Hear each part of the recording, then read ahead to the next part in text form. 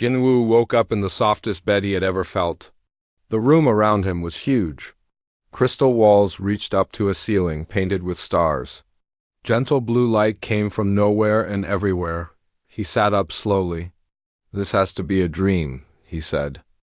To himself, "I hit my head in the crash, that's it. I'm having strange dreams from alien spores," but the room felt real. The silk sheets felt real. The warm air smelled like flowers he had never seen before. And when he touched his chest, he felt something strange. A gentle, pulling feeling like something was connected to his heart. The memory came back. The temple, the storm. The tall alien woman with 6 arms and golden eyes. Queen Lirena. The ceremony that made them ... married. "No way," Jinwoo said. "That cannot be real." A door opened. It was not a normal door. It melted into the wall like water. A new alien walked in. This one was shorter than Queen Lirena, but still taller than Jinwoo. The alien had 4 arms instead of 6, blue skin, and a stern expression. "You are awake, human," the alien said. Jinwoo understood every word perfectly. That was still confusing. "I am High Chancellor Vexus. I serve Queen Lirena. Where am I?" Jinwoo asked. "The royal palace of Velthera." "You have been sleeping for 2 days?" Vexus walked closer. "The queen has been very worried. The bonding ceremony was ... unexpected." "About that," Jinwoo said quickly. "There's been a mistake. I didn't mean to marry anyone. I was just hiding from the storm." "Can we fix this?" Vexus looked sad. "I'm afraid not. The ancient bonding ritual connects 2 souls at the deepest level.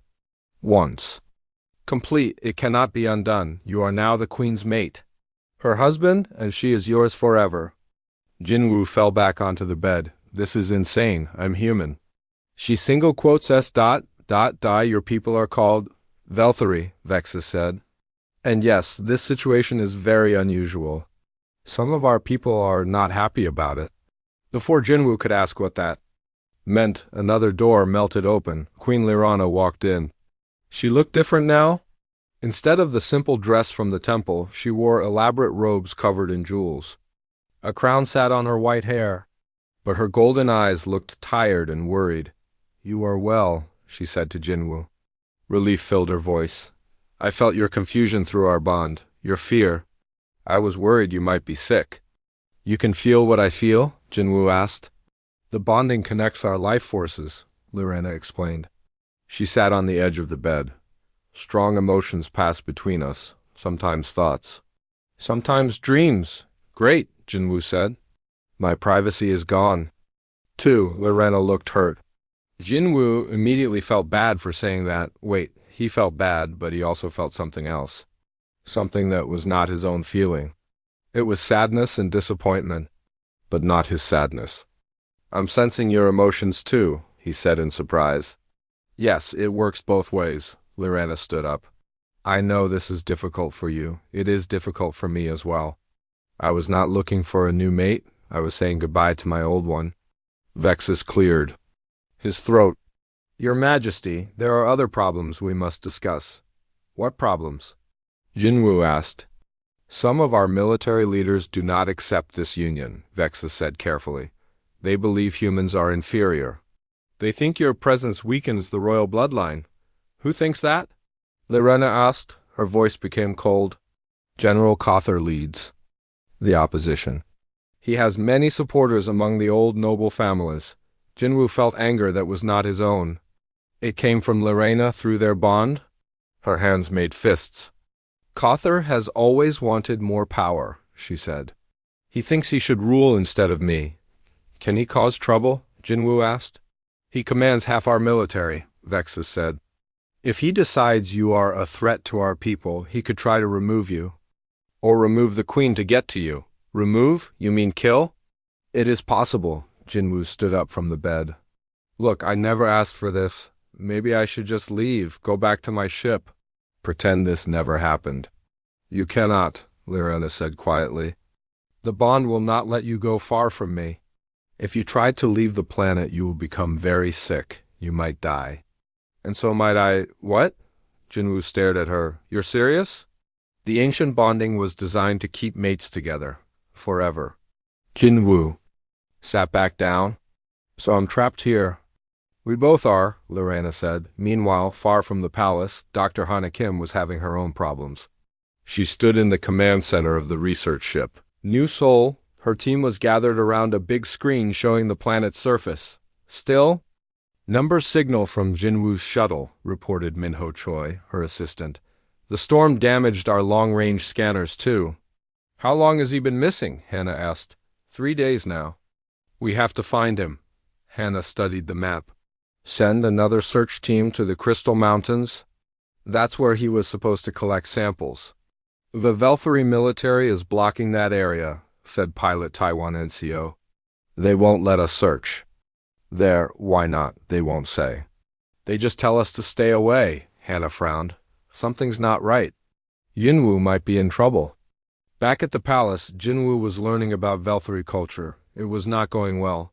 You must bow when you meet noble families, Lorena explained, but only slightly. Too much shows weakness, too little shows disrespect. How slightly is slightly? Jinwoo asked, like this, Lorena demonstrated. To Jinwoo, it looked exactly like all her other bows.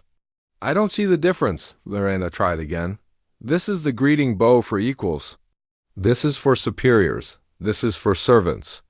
They all looked the same to Jinwoo. He tried to copy her movements. Lorena shook her head. Your bow says, I am a confused child who needs help finding his mother.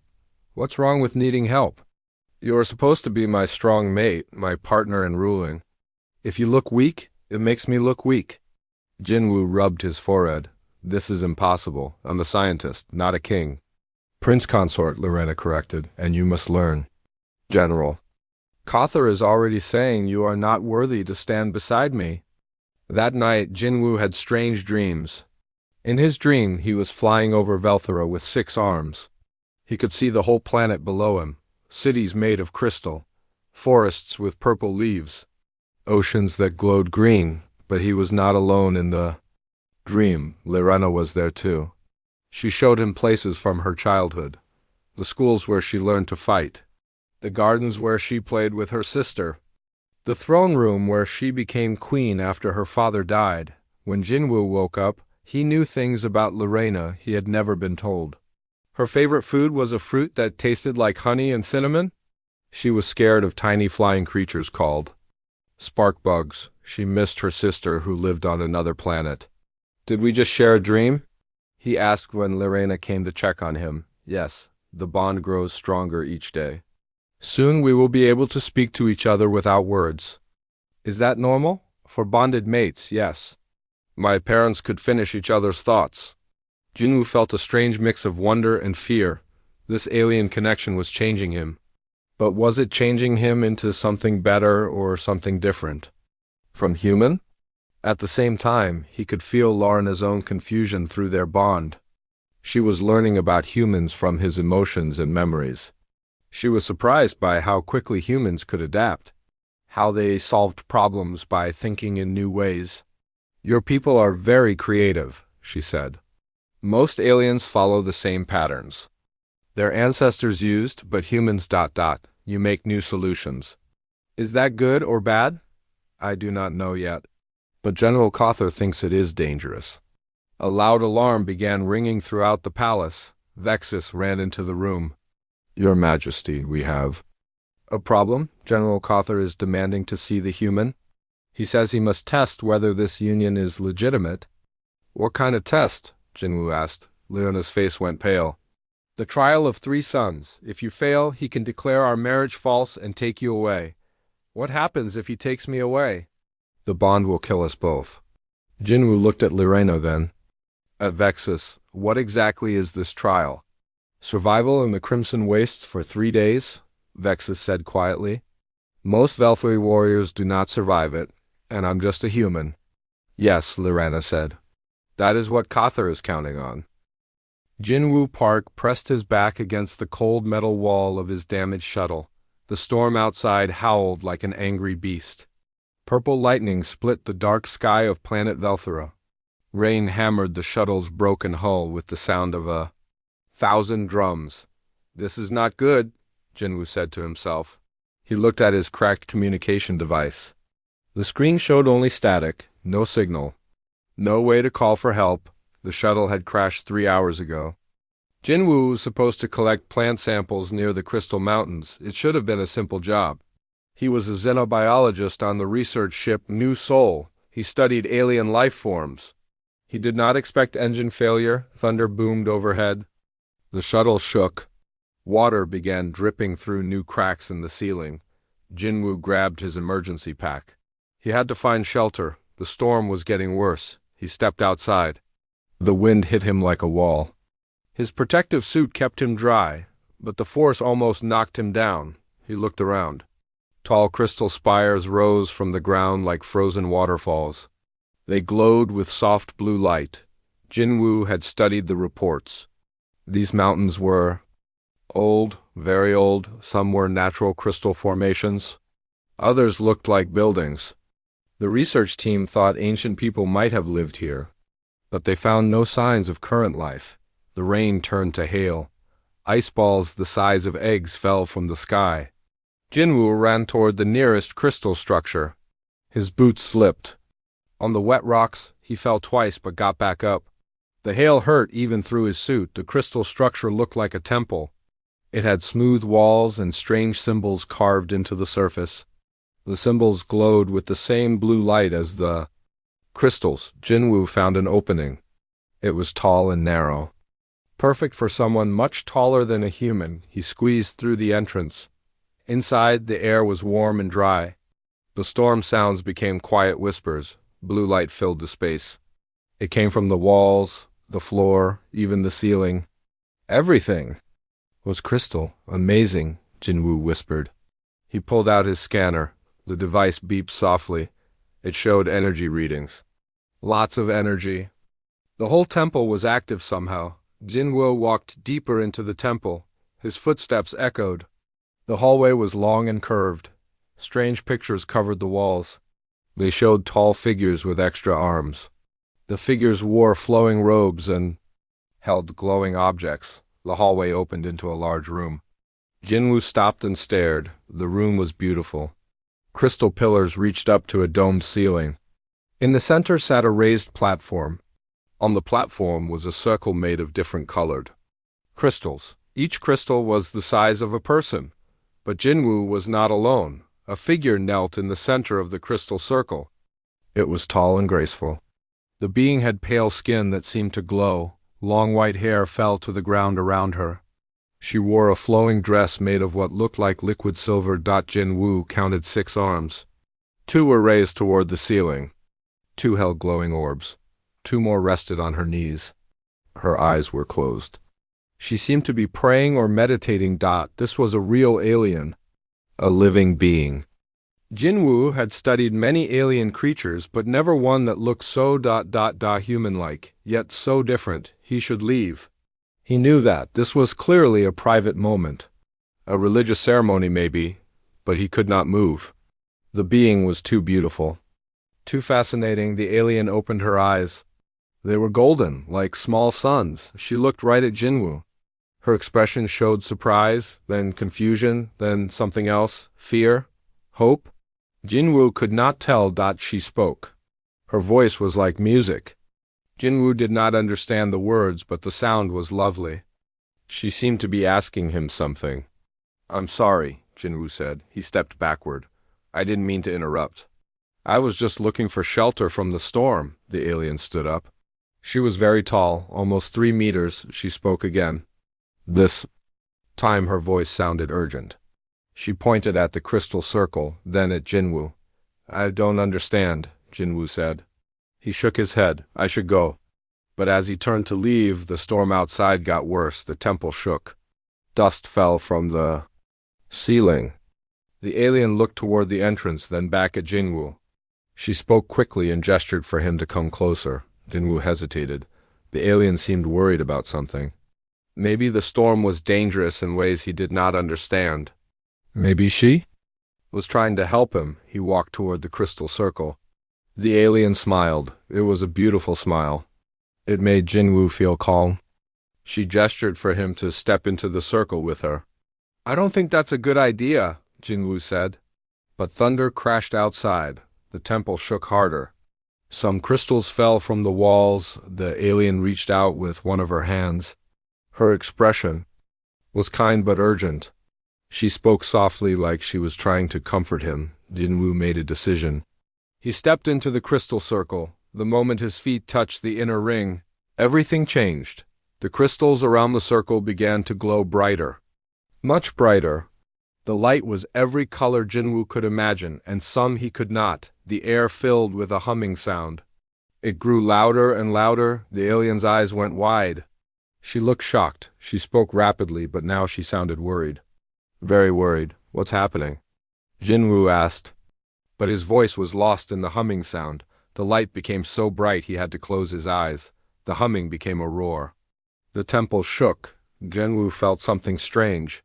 It was like electricity, but warm. It flowed through his body. It connected him to something. To someone. He opened his eyes and looked at the alien. She was glowing now. Golden light surrounded her like fire. But her face showed panic. A voice spoke. It was not the alien's voice. It came from everywhere at once. From the crystals themselves. The voice spoke in a language Jinwoo had never heard. But somehow he understood some of the words. Bonding. Complete ... souls ... united ... The light faded. The humming stopped. The temple became quiet again. Jinwoo and the alien stood in the circle, staring at each other. She spoke one word. Her voice was barely a whisper. But Jinwoo understood it perfectly. Husband. Jinwoo's mouth fell open. What did you just say? The alien covered her face with 4 of her hands. She spoke again. This time Jinwoo understood every word, though he had no idea how. The ceremony is complete. The ancient law cannot be undone. You are now my bonded mate, my husband, and I. She looked up at him with those golden eyes. I am Queen Lirana of the Velthari people. Jinwoo sat down hard on the crystal floor. His legs would not hold him up anymore. Queen, he said. Husband? But I just wanted to get out of the rain. Queen Lirana sat down across from him. She looked as confused as he felt. I was mourning my dead mate, she said quietly. The ceremony was meant to help me say goodbye to his spirit. But when you stepped into the circle ... She shook her head. The temple's ancient magic thought you were offering yourself as my new husband. Can we undo it? Jinwoo asked hopefully. Queen Lirana's expression was sad. No, the bonding of souls cannot be broken. Not by our laws. Not by our technology. We are connected now, forever. Outside, the storm was ending. But inside the crystal temple, Jinwoo Park's life had changed forever. He was no longer just a scientist studying alien plants. He was married to an alien queen, and he had no idea what came next. The crimson wastes stretched out before Jinwoo like a nightmare made real. Red sand dunes rolled to the horizon. Strange rock formations twisted up from the ground like frozen screams. 3 suns burned overhead, 1 yellow, 1 orange, 1 deep red. Remember, Lirana had said before he left. You must protect the sacred crystal for 3 days. If it breaks, you fail. If you die, you fail. If you give up, you fail. Jinwoo looked down at the crystal in his hands. It was the size of a water bottle and glowed with soft blue light. The same light as the temple where everything started. No. Pressure, he said to himself. General Kothar stood on the ridge above. Even from far away, Jinwoo could see the alien's cruel smile. Kothar wanted him to fail, wanted him to die in this wasteland. Begin the trial. Kothar shouted. Jinwoo started walking into the desert. His backpack held basic supplies, water for 2 days, some food, a simple shelter, and a few tools. Not much for surviving in hell. The first challenge came quickly. The 3 suns made the desert incredibly hot. Much hotter than any desert on Earth. Jinwoo's skin started burning even through his protective suit. He needed shade. He looked around. No trees, no caves, just red sand and twisted rocks. But Jinwoo was a scientist. He studied the rock formations carefully. Some were hollow. Wind had carved tunnels through them over thousands of years. He found a good tunnel and crawled inside. The rock was cooler than the outside air. The blue crystal provided light. Jinwoo smiled. First problem solved, but as he rested, he heard something, a low growling sound. Something was moving in the deeper tunnels. Something big? Jinwoo grabbed his crystal and moved to the tunnel entrance. He peeked outside. A creature was sniffing around where he had been walking. It looked like a giant lizard with 6 legs and teeth like knives. Its scales were the same red as the sand. Perfect camouflage. The creature caught his scent. Its head turned toward the tunnel. Yellow eyes stared right at Jinwoo. Not good? Jinwoo whispered. The creature charged. Jinwoo ran deeper into the tunnel. System. Behind him, claws scraped against rock. The creature was too big to follow him into the narrow spaces. But it waited outside, patient, hungry. Jinwoo's trapped. Meanwhile, far from the desert, Dr. Hana Kim was having her own adventure. She and Minho Choi had disguised themselves as traders. They wore long robes and fake extra arms strapped to their bodies. From a distance, they looked like Valkyrie. This is crazy, Minho whispered as they walked through the capital city. If they catch us, they won't, Hannah said. We need to find Jinwoo. Something happened to him. I can feel it. The city was beautiful. Crystal buildings reached toward the sky. Flying vehicles moved between them like schools of fish. Valkyrie people walked the streets in colorful clothes. Most had 4 or 6 arms. All were tall and graceful, Hana. And Minho tried to blend in. They kept their heads down and moved slowly. Their disguises were good, but not perfect. Look, Minho pointed to a crowd gathered around a large screen. News broadcast. They moved closer. The screen showed images of the royal palace. A news reporter was speaking in the Valkyrie language. Hannah used her translation device to understand. The human mate of Queen Lirena faces the trial of 3 sons today. If he fails, General Cawthor says the marriage will be declared false. This could change the future of our world. Jinwoo married the queen? Hannah whispered in shock. How is that possible? Quiet, Minho said. People are looking at us. They moved away from the crowd. But now Hana understood why the military was blocking their searches. Jinwoo was not just missing. He was part of some political drama they did not understand. Back in the desert, Jinwoo had a new problem. The 3 suns were moving across the sky. As they moved, they created different combinations of light and heat. When all 3 suns lined up, the temperature became deadly. Even the rocks started glowing. The lizard creature had given up waiting. It wandered away to find easier prey. But now Jinwoo faced something worse. He was cooking alive in the tunnel. He crawled back to the entrance. The outside air hit him like opening an oven door. The sand was so hot it would burn through his boots in seconds. Jinwoo studied the crystal in his hands. It stayed cool no matter how hot everything else became. He had an idea. He broke off small pieces of the crystal's outer layer. The main crystal kept glowing. The pieces stayed cool too. Jinwoo stuck the pieces inside his suit. They made small cool spots against his skin. Human engineering, he said with a smile. He waited for the suns to move apart. When the temperature dropped slightly, he ran to the next rock formation. This one was taller. It cast a bigger shadow, but the shadow was moving as the suns moved. Jinwoo had to think fast. He needed something that would stay cool all day. He looked at the red sand around him. It was not just sand. Mixed in were small metal particles. Iron, maybe? The metal heated up fast but also cooled down fast. Jinwoo dug down into the sand. Deeper down, it was cooler. He used the metal particles to make a simple heat sink. The metal drew heat away from his body and spread it out into the cooler sand below. The second day was worse. Strange plants grew in the deeper parts of the desert. They had thorns that moved on their own. They tried to grab anything that came close. The thorns were poisonous. One scratch could kill, but Jinwoo noticed something. The plants avoided certain areas where different colored sand created patterns on the ground. The patterns looked random, but Jinwoo realized they were not random at all. They were old riverbeds.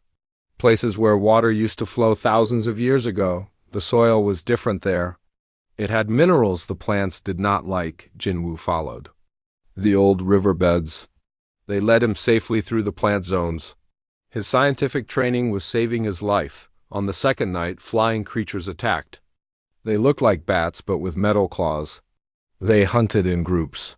They were smart enough to work together. Jinwoo used the crystal's light to confuse them. He made the light flash in patterns. The creatures could not figure out where he really was. They attacked the wrong places while he hid safely, but the real test came on the third day. A sandstorm hit the desert. Wind howled like a living thing. Sand filled the air so thick Jinwoo could not see his own hands. The storm was not natural. Jinwoo could tell because it moved in straight lines. Real storms moved in curves. This storm was being controlled by someone, probably General Cawthor. He's cheating, Jinwoo said. But there was no one to complain to. The storm tried to bury him alive. Sand piled up around his shelter. But Jinwoo had studied the wind patterns. He dug tunnels that let the wind flow through instead of around. The sand blew past him instead of covering him. When the storm ended, Jinwoo was still alive. He was still holding the crystal.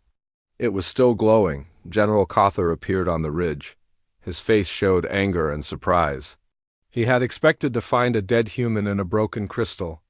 The trial is complete, Jinwoo called up to him. I passed. Cawthor's expression became ugly. This proves nothing. Humans are too weak to rule beside our queen. I'm not trying to rule anyone, Jinwoo said. I'm just trying to survive. But as he climbed out of the desert, Jinwoo felt different, stronger. The trial had changed him. He had used his human brain to solve problems that would have killed stronger creatures. More importantly, he had felt Lirena's emotions through their bond during the whole trial. Her fear when he was in danger. Her pride when he found solutions. Her relief when he survived each day. They were really connected now. Not just by alien magic, but by shared experience. When Jinwoo reached the top of the ridge, Lirena was waiting. For him, she looked like she had not slept in 3 days. You did it, she said. Tears ran down her face. I felt everything through our bond. Your pain, your fear, your determination? It's over, Jinwoo said. He handed her the crystal. I passed the test.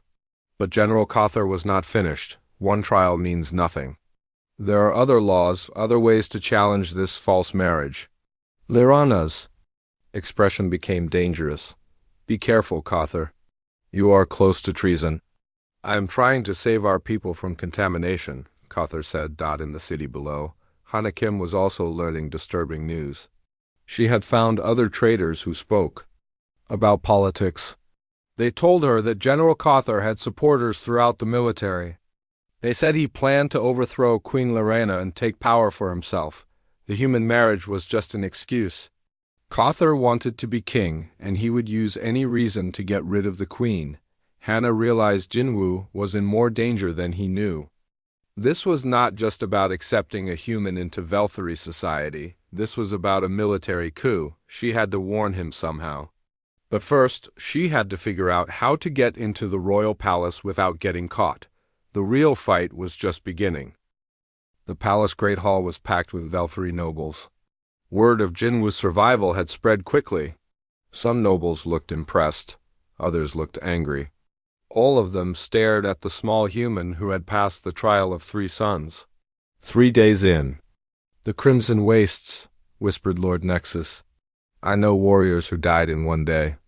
But he is so small, said Lady Vera. How did he survive? Jinwoo stood beside Queen Lirena on the royal platform. He felt uncomfortable in the fancy clothes they had given him. The golden robe was too long. The ceremonial crown was too heavy. But Lirena squeezed his hand with one of hers. You did well, she whispered. My people are starting to respect you. General Cawthor stood at the back of the hall. His face showed no emotion, but Jinwoo could feel anger radiating from the military. Leader, the trial had not gone as co-planned. The human has passed 1 test, Cawthor announced loudly. But passing tests does not make him worthy to rule beside our queen. What more do you want? Lirena asked. Her voice was cold. Proof that this union benefits our people. Proof that humans can truly understand Velthari ways. At night, Jinwoo and Lirana shared another dream, but this one was different. Darker. It was not Jinwoo's dream or Lirana's dream. It was a memory. Someone else's memory. In the dream, Jinwoo saw a tall Velthari male with kind eyes and a gentle smile. He wore the robes of a king. He was walking through a garden filled with flowers that sang when the wind touched them. "Who is that?" Jinwoo asked in the dream. "My husband," Lirana said sadly. "King Theron, he died 2 years ago." But as they watched the memory, something terrible happened. A figure stepped out from behind the singing flowers, General Cawthor. He held a weapon that glowed with red light. "You are too weak to lead our people," Cawthor said to King Theron. "You care more about peace than power." "Peace is power," King Theron replied. "A leader who rules through fear rules over nothing but shadows." Cawthor raised his weapon. "The council will believe you died of illness. I will comfort the queen in her grief. Eventually she will marry me, then I will be king." "Lirana will never marry you," Theron said. "She will have no choice. I will make sure of that." The weapon fired. "King." Theron fell among the singing flowers. The flowers stopped singing. Jinwoo and Lirana woke up at the same time. Both were breathing hard. Both were angry. "It was not a dream," Lirana said. "It was Theron's memory. The bond is showing us his final moments." "Cawthor murdered your husband," Jinwoo said. "He planned to force you to marry him. That is why he hates our union so much. I was supposed to be his path to the throne." Lirana's 6 hands made fists. "He killed my husband and pretended to comfort me. We have to tell someone. Vexus, the council. Who will believe us? It is just a dream, just our word against his." Before Jinwoo could answer, alarms began ringing throughout the palace. Bright lights flashed in the windows. Vexus ran into their room without knocking. "Your Majesty, we have a crisis. Ships are approaching Velthara." "Many ships." "What ships?" Lirana asked. "Kithran Empire vessels, a full battle fleet." Jinwoo had never heard of the Kithran Empire, but he could feel Lirana's fear through their bond. "Why are they here?" she asked. "They demand to speak with you immediately. They say the human marriage threatens the peace treaty between our peoples." In space above Velthara, a massive ship waited. It was 3 times larger than any Velthari vessel. Its hull was black metal covered with spikes.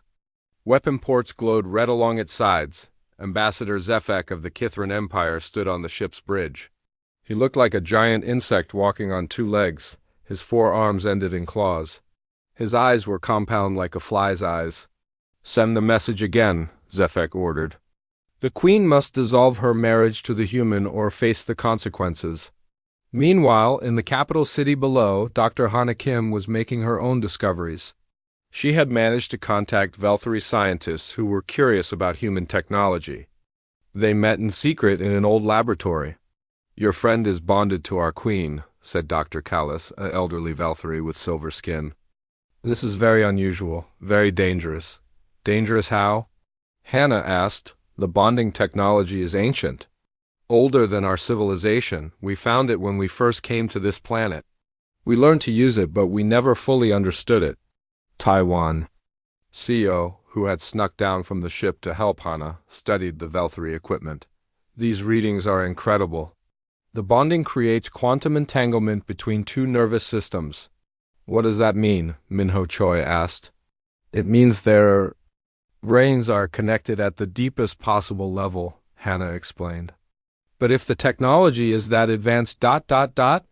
there must be other functions we do not know about," Dr. Callis finished. "The old texts mentioned something called the Great Awakening, but we never understood what it meant." They spent hours studying the ancient documents. Finally, Dr. Callis found something important. "Here," she said, pointing to symbols carved on stone tablets. "The bonding between different species triggers something. A planetary defense system, and something else ... "Terraforming protocols?" "Terraforming?" Taiwan asked. "You mean changing the planet itself?" The old builders designed Velthera to become a paradise, but only if different species learn to work together. The bonding between human and Veltheri has activated systems that have been sleeping for thousands of years. Back at the palace, the Kithran message had arrived. Ambassador Zefek's insect face filled the communication screen. Queen Lirana, his voice buzzed like angry bees. Your marriage to the human violates our peace treaty. Humans are not part of our agreement. Their presence on Velthera threatens the balance of power. My marriage is my choice, Lirana replied. It has nothing to do with your empire. Everything has to do with our empire. We control trade routes throughout this sector. We decide who rises and who falls. Dissolve this marriage or we will dissolve it for you. Are you threatening my world? I am offering you a choice. Send the human away or watch your cities burn. The transmission ended. Jinwu felt Lirana's anger and fear through their bond. But he also felt something else. Determination. He cannot force us apart, Lirana said. The bond will not allow it. What if he tries? Then we fight. But as they talked, Jinwu felt strange sensations. The pulling feeling in his chest was getting stronger. Images flashed in his mind. Images of Velthera covered in green forests instead of red deserts. Images of crystal cities floating in the sky. Images of different alien species working together. In harmony, are you seeing this? He asked Lirana. Yes, the bond is showing us something, but what? Before she could answer, General Cawthor burst into the room with armed soldiers. I am taking control of this situation, he announced. The Kithrans are right. This marriage threatens our world. I am dissolving it by military authority. You have no such authority, Lirana said. I do now. The council has voted. You are unfit to rule while under alien influence. The soldiers moved forward. But as they approached Jinwu and Lirana, something unexpected happened.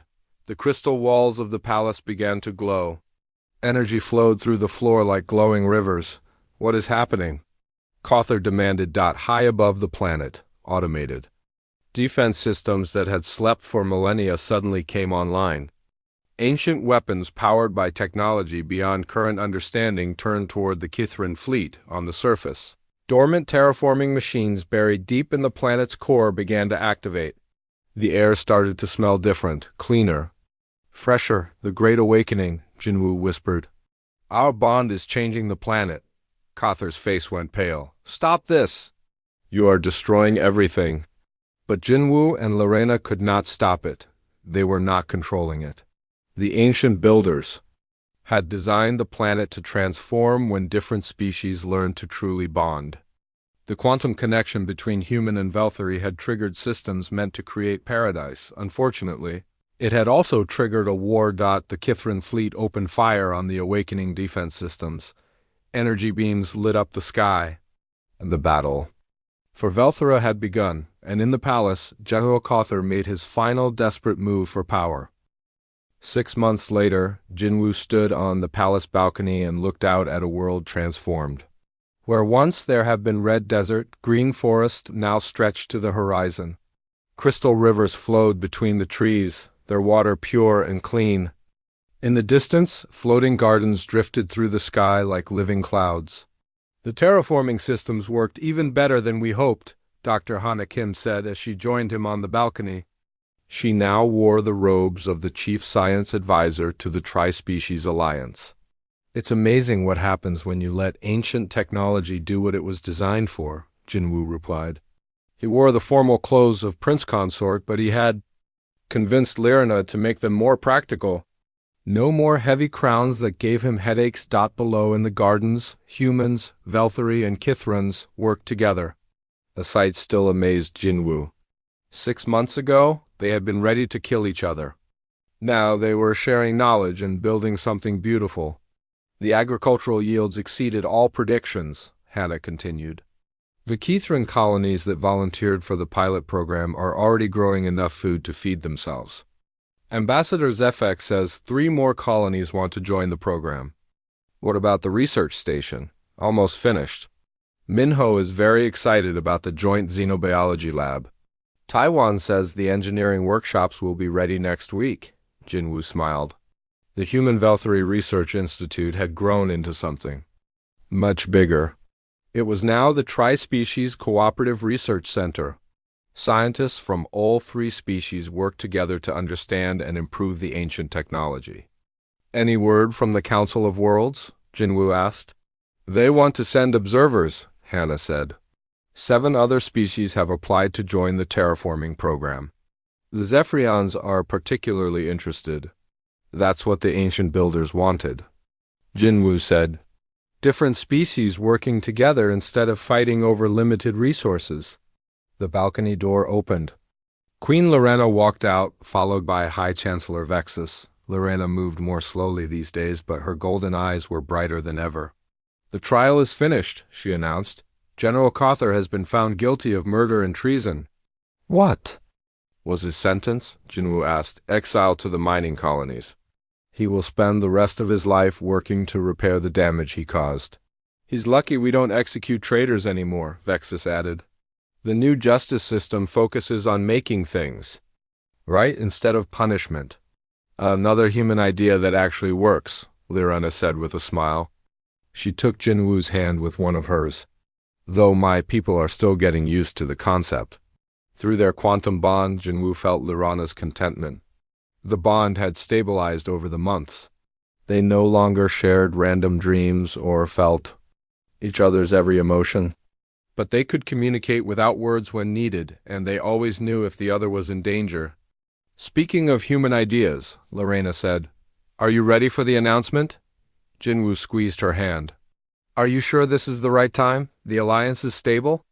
The terraforming project is succeeding. Our people are happy. When will there be a better time? That evening, the great hall was filled again. But this time, the crowd included humans and Kithrons as well as Velthary. Translator devices allowed everyone to understand each other. Children of all three species played together in the side chambers. Queen Lorena stood before the crowd with Jinwoo beside her. Ambassador Zefek had come down from his ship to attend in person. Dr. Hana Kim sat with the other alliance leaders. 6 months ago, Lorena began, a human stumbled into our sacred temple by accident. Many of you thought this was a disaster, a contamination of our pure bloodline. Some of the older Velthary nobles looked embarrassed. They had been among Cawthor's supporters before seeing the benefits of cooperation. But that accident, Lorena continued, became the greatest blessing our world has ever known. The bond between human and Velthary awakened technology that transformed our desert planet into a paradise. It brought peace between species that had never trusted each other. And now, Jinwoo said, stepping forward, that bond has created something even more wonderful. Lorena placed all 6 of her hands on her stomach. I am carrying our child, the first human Velthary hybrid ever conceived. The crowd gasped, then they began cheering. Humans clapped. Velthary made musical sounds with their throats. Kithrons clicked their claws together in approval. The child will be a bridge between our species, Lorena said when the noise died down. Living proof that differences make us stronger, not weaker. Ambassador Zefek stood up. The Kithron Empire is honored to witness this historic moment. We pledge our support to this child and to the continued alliance between our peoples. Dr. Hana Kim wiped tears from her eyes. On behalf of humanity, I welcome this new life. May they inherit the best qualities of both parents. After the ceremony, Jinwoo and Lorena walked alone through the floating gardens. The gardens were one of Jinwoo's favorite achievements. He had suggested using the antigrav technology to create parks in the sky. Now children of all species could fly among the flowers. Do you ever regret it? Lorena asked. That day in the temple? Your whole life changed because you sought shelter from a storm. Never, Jinwoo said without hesitation. I was a scientist studying alien plants. Now I'm helping to shape the future of multiple civilizations. I have a wife I love more every day. We're about to have a child who represents hope for peaceful coexistence across the galaxy. And you nearly died in the Crimson Wastes? But I didn't, and that taught me something important. Humans survive not because we're the strongest or the fastest. We survive because we adapt, we find solutions, we build bridges. They stopped at the center of the garden. Below them, the lights of the capital city sparkled like stars. Ships from 3 different species moved peacefully through the sky. The ancient crystal spires glowed with soft energy, no longer weapons but beacons of hope. "The quantum bond is getting stronger," Lorena said. "I can sense the child's presence. Their mind is already active. What do you feel?" Jinwoo asked. "Curiosity, intelligence, and something else, something new." Lorena smiled. "I think our child will be even better at building bridges than their father." A year later, ships from across the galaxy came to Velthera.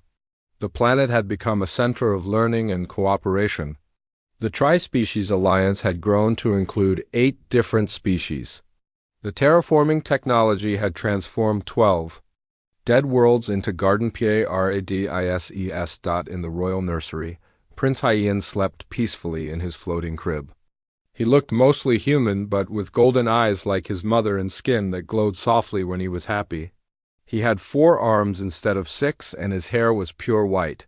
But the most remarkable thing about Haiyan was his mind. Even as a baby, he could sense the emotions of anyone near him. Not just his parents, but humans, Veltheri, Kithrans, and every other species he met. He was naturally empathic in ways that amazed the scientists studying him. "He represents the future," Dr. Hana Kim said as she watched the baby sleep. "A generation that will never see species differences as barriers." Jinwoo rocked his son gently. "Sometimes I think about that storm. What would have happened if I hadn't crashed? If I hadn't found the temple?" "The terraforming systems would still be dormant," Lorena said. "The Kithrans would still be fighting for resources. Our peoples would still be separate and suspicious." One accident changed everything. "Not an accident," Lorena corrected. "Destiny." The ancient builders designed their technology to activate when it was most needed. When the galaxy was ready for cooperation instead of conflict. And they knew a curious human would be the key. They knew someone would be, someone willing to step into the unknown. Someone who solved problems by bringing others together instead of pushing them apart. Prince Haiyan opened his golden eyes and looked up at his parents. Through the quantum bond they all shared, Jinwoo felt waves of love and contentment. But also something else, purpose, as if the child already understood. His role in the galaxy's future, outside the nursery windows, the transformed world of Velthera continued to thrive. Ships arrived daily bringing new species eager to join the alliance. The floating cities grew larger and more beautiful. The crystal forest sang with the voices of children from a dozen different worlds. Jinwoo Park had stumbled into a temple, seeking shelter from a storm. He had accidentally married an alien queen. He had unintentionally triggered the awakening of ancient technology, but in doing so, he had proven something important about humanity. When faced with the impossible, humans didn't give up, they adapted. They learned. They found ways to turn obstacles into opportunities. And sometimes, if they were very lucky, they changed the galaxy for the better. As Jinwoo watched his son sleep, he smiled. The future was full of possibilities, and Prince Haiyan would grow. Up in a universe where cooperation was stronger than conflict, where curiosity was more powerful than fear, the storm that had driven Jinwoo to the temple was long forgotten. But the hope it had accidentally created would last forever. Energy beams lit up the sky above Velthera. The Kithran fleet fired at the ancient defense platforms that were rising from the planet's surface. The platforms fired back with weapons that had not been used for thousands of years. In the palace, General Kothar pointed his weapon at Queen Lorena. His soldiers surrounded Jinwoo and the Queen. The crystal walls glowed brighter with each explosion in space. "This madness ends now," Kothar said. "I will kill the human. That will break the bond and stop these ancient machines." "Killing him will kill me too," Lorena warned. "The bond connects our life forces. Then I will rule as regent until we find another queen. Someone pure, someone Veltheri." Jinwoo felt Lorena's fear through their connection. But he also felt something Else, an idea was forming in his mind, a very human idea. Wait, Jinwoo said. Before you do something that cannot be undone, let me ask you something. What does the Kithran Empire want? What? Kothar looked confused. Think about it. They came here because they're afraid, but afraid of what? They said our marriage threatens the balance of power. Why would they care about one human and one Velthari? Because humans are dangerous, Kothar snarled. You contaminate everything you touch. Or, Jinwoo said, because they know something we don't know. Something about what our bond can do. Above them, another explosion shook the palace. Through the quantum connection, Jinwoo could feel the ancient defense systems analyzing the Kithran weapons. The old technology was learning, adapting, getting stronger. The terraforming systems, Jinwoo said suddenly. That's what they're really afraid of. What are you talking about? Liana asked. Think about it. If this planet becomes a paradise, other species will want to come here. Trade routes will change, power will shift, the Kithrans will lose control. Kothar laughed coldly. So what? They are already attacking us? But what if we could give them something better than control? What if we could give them prosperity? Before Kothar could respond, High Chancellor Vexus ran into the room. Your Majesty, we have urgent news. The human research ship is requesting permission to land. My people, Jinwoo said. Let them land. I have an idea, but I need their help. You are in no position to make demands, Kothar said, but Queen Lirena understood. Through their bond, she could feel Jinwoo's thoughts forming. His plan was crazy, it was risky. It was very human. It might work. Let the humans land, she ordered. Dr. Hana Kim brought her shuttle down in the palace courtyard while energy beams crossed the sky overhead. She ran into the throne room with Minho Choi and Taiwan Seo behind her. Jinwoo, Hana shouted. We've been looking everywhere for you. I'm glad you're here, Jinwoo said. I need you to contact the Kithran fleet. Tell them I want to make a deal. A deal? Kothar laughed. They are trying to kill us. Exactly. Which means they're scared, and scared people make mistakes. But they also listen to better options. Taiwan set up a communication device. Within minutes, Ambassador Zefek's insect face appeared on the screen.